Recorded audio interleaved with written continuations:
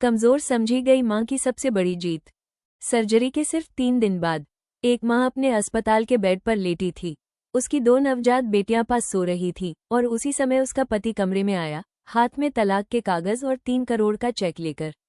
उसे लगा सब खत्म हो गया, लेकिन उसे नहीं पता था कि जिस औरत को वो घर से निकाल रहा है वही एक दिन उसकी पूरी दुनिया छीन लेगी।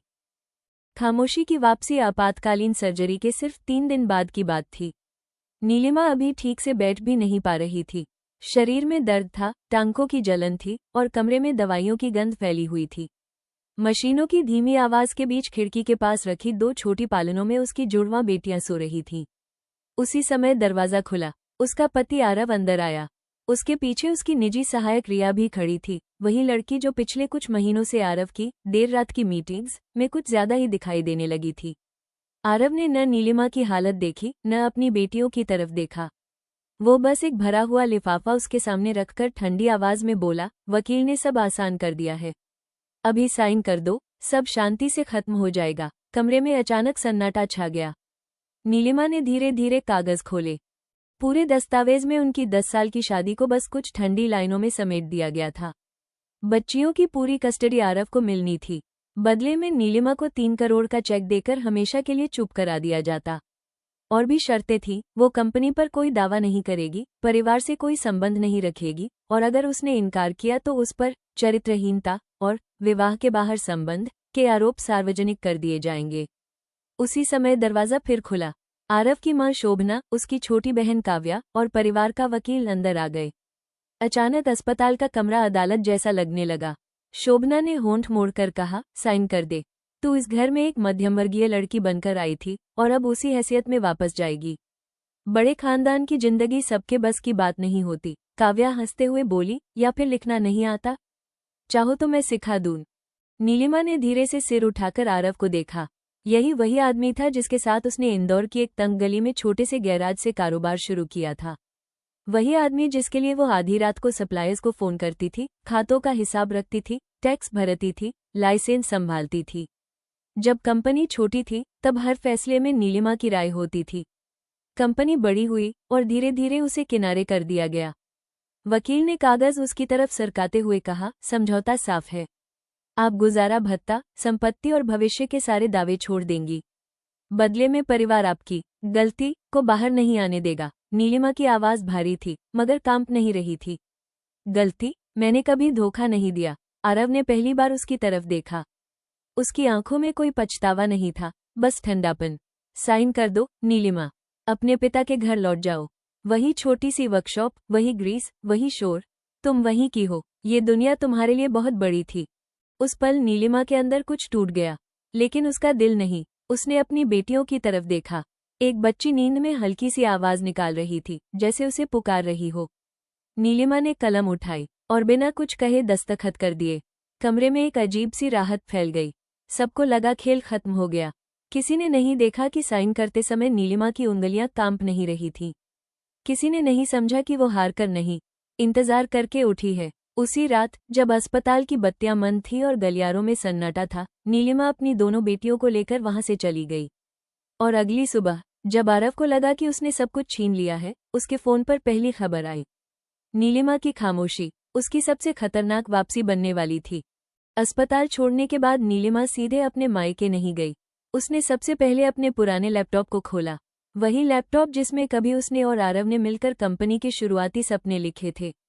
रात के सन्नाटे में अपनी दोनों बेटियों को पास सुलाकर वो घंटों तक पुराने ईमेल, अकाउंट फाइल्स और कॉन्ट्रैक्ट्स खंगालती रही।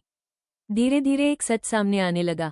कंपनी भले ही आज अरबों की हो चुकी थी, लेकिन उसके शुरुआती कानूनी दस्तावेजों में नीलिमा का नाम अभी भी संस्थापक, को-फाउंडर के रूप में दर्ज था। मतलब आरव ने कंपनी को जितना भी बड़ा बनाया हो, उसकी नींव में नीलिमा का बराबर का अधिकार था। नीलिमा मुस्कुराई, शायद पहली बार इतने दिनों में। 3 महीने बाद एक सुबह आरव अपनी आलीशान ऑफिस बिल्डिंग में बैठा था। सब कुछ बिल्कुल सामान्य था। तभी उसकी मीटिंग के बीच में कंपनी के लीगल हेड का फोन आया। सर, एक बहुत बड़ी समस्या हो गई है। आरव चिढ़कर बोला, अब क्या हुआ? उधर से जवाब आया, कंपनी के खिलाफ को फाउंडर क्लेम फाइल हुआ है और केस करने वाली का नाम है नीलिमा आरव मेहरा। आरव के हाथ से फोन लगभग छूट गया। उसी दिन कोर्ट में नीलिमा पहली बार इतने समय बाद आरव के सामने खड़ी थी। साधारण सी साड़ी, बिना किसी दिखावे के, लेकिन उसकी आंखों में पहले वाली मासूमियत नहीं थी।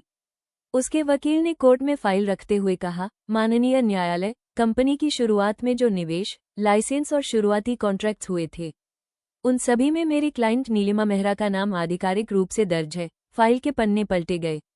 हर जगह नीलिमा का नाम। आरव की पूरी फैमिली के चेहरे का रंग उड़ चुका था। तभी नीलिमा बोली, उसकी आवाज बिल्कुल शांत थी, मैंने उस दिन तलाक के कागज इसलिए साइन किए थे क्योंकि मैं लड़ाई नहीं, सच्चाई जीतना चाहती थी। तुमने सोचा था कि मुझे पैसे देकर चुप करा दोगे, लेकिन तुम भूल गए कि इस कंपनी की पहली ईंट मेरे हाथों से रखी गई थी। पूरा कोर्टरूम खामोश हो गया।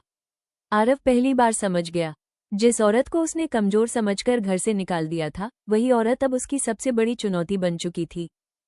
कोर्ट में केस शुरू होते ही शहर के बड़े बड़े बिजनेस चैनलों पर एक ही खबर चल रही थी, मेहरा इंडस्ट्रीज की असली को फाउंडर कौन? आरव और उसका परिवार पहली बार दबाव में थे। उन्हें लगा था कि नीलिमा चुपचाप पैसे लेकर हमेशा के लिए गायब हो जाएगी, लेकिन अब वही औरत उनके पूरे साम्राज्य को चुनौती दे रही थी। कोर्ट में बड़ा खुलासा। नीलिमा के वकील ने अगली सुनवाई में एक पेन ड्राइव कोर्ट के सामने रखी। उसमें कंपनी के शुरुआती सालों की रिकॉर्डिंग, ईमेल और बैंक ट्रांजैक्शन थे।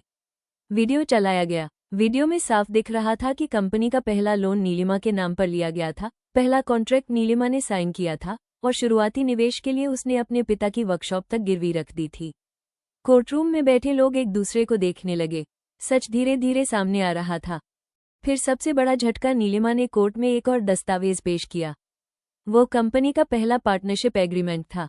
उसमें साफ लिखा था, कंपनी में 50% हिस्सेदारी, नीलिमा मेहरा। आरव का चेहरा सफेद पड़ गया। कुछ महीनों की सुनवाई के बाद कोर्ट ने अपना फैसला सुनाया, कंपनी की आधी हिस्सेदारी नीलिमा को वापस मिलेगी।